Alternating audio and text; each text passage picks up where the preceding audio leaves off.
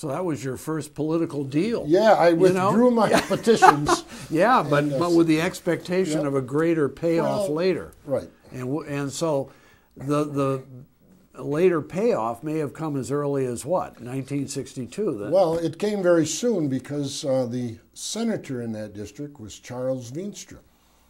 And Charles Veenstra was considered to be part of the old guard. Right, he was a World War I veteran. Oh, he really was. Yeah. He would make a speech and he would wrap himself in the American flag, literally, if one was there. Well, the Republican Party in Kent County had undergone quite a change. They had what was called the Home Front after World War II. And they decided that they had to get rid of the old-timers. So they went after Bartel Youngman, who was the congressman, with this young returned vet, Jerry Ford. And they did away with McKay. They took McKay on as a... John McKay. Frank D. McKay. Who as an enemy, yeah. Who was a big power broker. He was the boss. Not just in that area, but he was a statewide power broker. Yeah, he was a statewide power broker. They took him on, and they took on the members of the Senate and the House who were there. Charlie Veenstra was in the Senate, and Perry Green was in the Senate, and then there were 3 House members, Bolt, Borgman, and Winery. And they said, we're going to kind of get rid of all of them. Yeah. And John Martin was one of those who was active in that movement.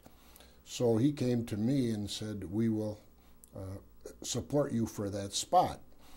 But a wrinkle appeared. And the wrinkle was that my uncle was the chairman of the Board of Supervisors at the time, and he decided he wanted to run for the Senate. For the whole county. In 1960. Yeah, and he was the chair. So where was he from? He was Caledonia Township. Caledonia Township. So he ran for the Senate against Charlie Veenstra in the primary, and he lost. This is in 60? That was in 60. So this is the same year that John F. Kennedy and Richard Nixon were running. That's so right. This was just before the Constitutional Convention started, and it was 2 years before you decided to get into it. Okay, go ahead. So he lost. So Veenstra was in again. Yep, Veenstra was and there. Those were 2-year terms at that time. They were only 2 years under the older Constitution. Under the old Constitution. Yep. So Veenstra, who had been elected, I mean, hadn't he been in the House at one point, and then he was in the Senate? I mean, he'd been in since just after World War II. He was in the House, and he was in the Senate. Yeah. And he worked for a senator from Oakland County who had a GM dealership. And Charlie Veenstra was kind of the truck salesman for it. And he You mean his fellow senator? Yeah, and he sold trucks to various political units in the state of Michigan. Yeah, these were in the days when senators weren't paid very much. Oh, it wasn't a full-time job, no. So you had to have 3 months. Yeah, and so Veenstra would be selling trucks for his fellow senator the rest of the year. Yep. So you stepped aside for Ella Cousy, who was elected to the Constitutional Convention, and then along came another election in 1962 with reapportionment thrown in as a factor. Well, we've got to back up a little bit. The Constitution called for an apportionment commission. Right.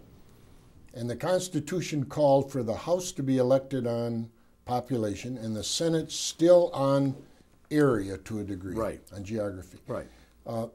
That was changed by a Supreme Court decision, the one man, one vote. But that was later. That was later. That was later. But that was changed. Yeah. But that threw out the apportionment that I was elected under, and that was considered illegal. Okay, but I mean, my point is between 60 and 62, was the district changed at all that Veenstra had been representing? Were you running against Veenstra in the primary in 1962 with a third candidate, and I'm not sure who that was? Bob Blett. Now, who was Bob Blett? Bob Sounds like Blett another Dutchman? No, he was not. He was no wonder he didn't get anywhere.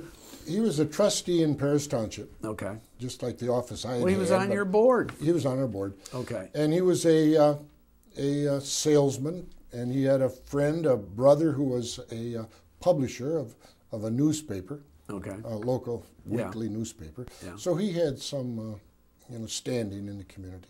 Well, what was the district that you were running in against Veenstra and Blett in the summer of 1962? The district was all out county, Outside Grand Rapids.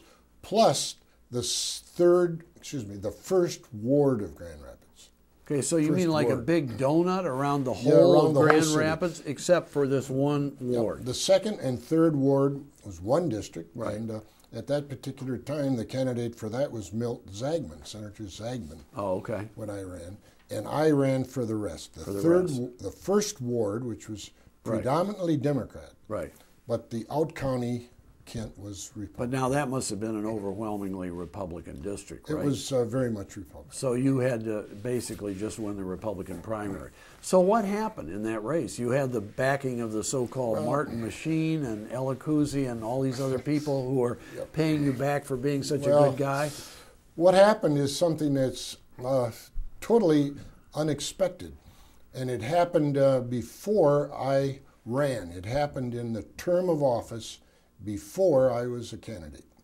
And that is the state capitol building in Lansing had a ceiling in the Senate which was glass, cut glass. Yeah. And the building itself was a steel or wrought iron framework. Right. And it shifted from time to time. And the glass would break and it would fall down on the Senate floor. So a decision was made to remove the glass and to replace it with plywood panels. Now, each one of those pieces of glass had a seal of one of the 48 states on it. Yeah. But they were taken down and they were put in what was then the lower level, the basement of the Capitol. Right. One day, Senator Veenstra was leaving the building and he saw a waste hauler haul these pieces of glass up and put them on a truck. And Senator Veenstra said, "What are you going to do with that?" And he said, "Well, they want to get rid of it." And he said, "Well, I'd like to buy it from you." And the guy said, "Sure." And I don't know what the price was. But Senator Veenstra bought the glass. Yeah. He had it trimmed, those parts that were broken or chipped. Right.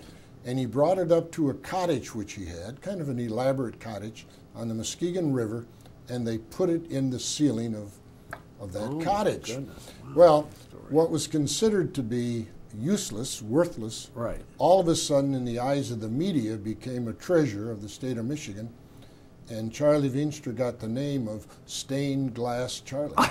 Oh, you gotta be kidding.